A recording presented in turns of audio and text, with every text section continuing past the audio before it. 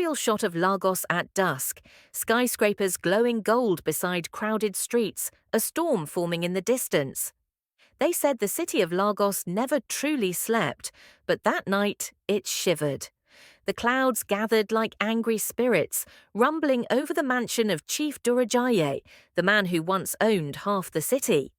Inside, under the weak flicker of a bedside lamp, a 24-year-old nurse named Amara stood frozen, her heart pounding. She had been summoned for a job no nurse should ever accept, to tend to a dying billionaire whose last wish was whispered only in the dark. Close-up of Amara's face illuminated by candlelight, with fear and curiosity in her eyes. The old man's eyes gleamed like wet stones. "Promise me," he rasped, "that when I die, you'll take me home. Not to my mansion, but to the place where my spirit began." Those words would change everything. Amara didn't know then that keeping his promise meant crossing the line between the living and the dead. Morning view of Lagos Hospital exterior, Amara preparing to leave with a small suitcase. For 3 days, she cared for Chief Durajaye in silence, a man feared, envied and forgotten by his own blood. He had no visitors, only whispers of his empire and regrets heavier than his wealth. On the 4th morning, his breath faded like the tide. He was gone, leaving Amara with nothing but a sealed gourd and a letter written in trembling hands. Cinematic shot of Amara inside a dusty car driving through Lagos outskirts at dawn. The city is fading behind and the forest is ahead. The letter spoke of Ide, a forgotten village deep beyond the Ogun River, where the chief was born and where an ancestral curse still waited to be undone. Amara, bound by her oath, took the journey. As she drove through rising mist, her mind echoed with his words. "Return me to the ground that first knew my name." Amara arrives at an old village gate. Elders are watching her with suspicion. Fog is weaving through tall trees. The village seemed untouched by time. Clay huts, smoke curling from fires, eyes that followed her every step. The elders called her Child of the City, their voices both curious and cold. "Why bring the body of a man whose spirit we banished?" they asked. She said only one thing. He asked for peace. Village square at twilight, a sacred tree surrounded by symbols, Chief Durajaye's coffin laid beneath it. They led her to the sacred tree where judgment was once passed.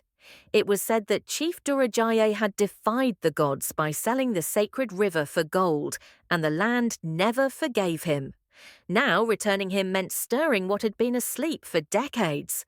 When the coffin was set down, the wind died, and even the birds refused to sing. Amara kneeling beside the coffin as wind begins to swirl, her hair whipping around, faint glowing symbols on the tree. That night, as firelight flickered across her face, Amara felt a presence watching her. Shadows stretched too long, whispers rippled through the leaves, though no one spoke. She clutched the gourd he left behind, its surface etched with strange marks that pulsed faintly like veins of light. When she set it near his coffin, the air turned cold. The curse had begun to stir. Ritual hut interior lit by firelight, elders chanting while Amara holds the gourd with trembling hands. The village priest, an ancient man with white-painted eyes, warned her.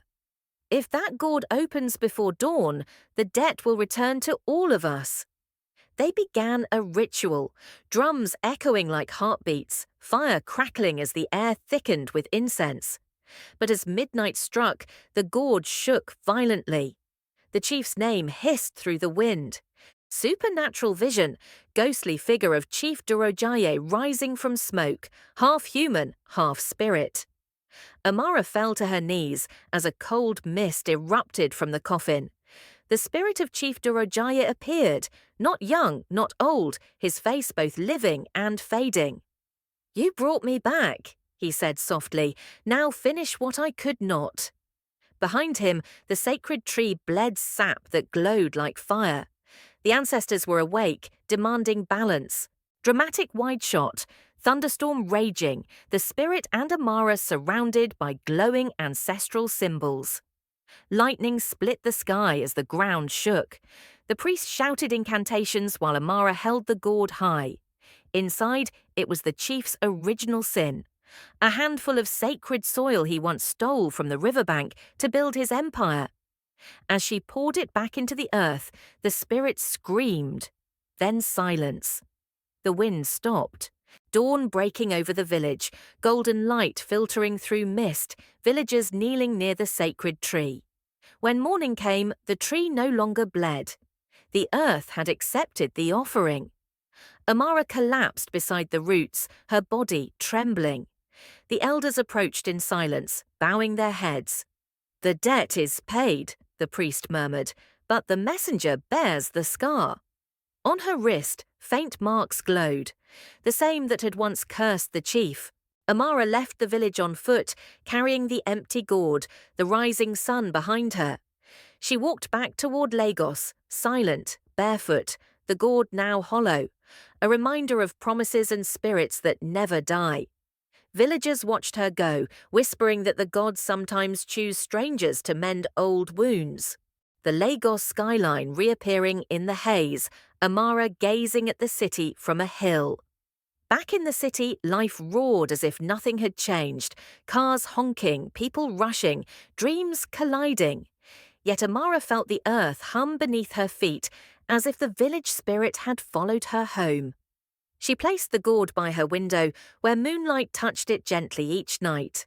Nighttime close-up of Amara's face, calm but haunted, faint reflection of the old man's spirit in the glass. Sometimes, in the quiet hours before dawn, she swore she heard Chief Durajaye's voice, not in sorrow, but in gratitude. "You gave me peace," it whispered.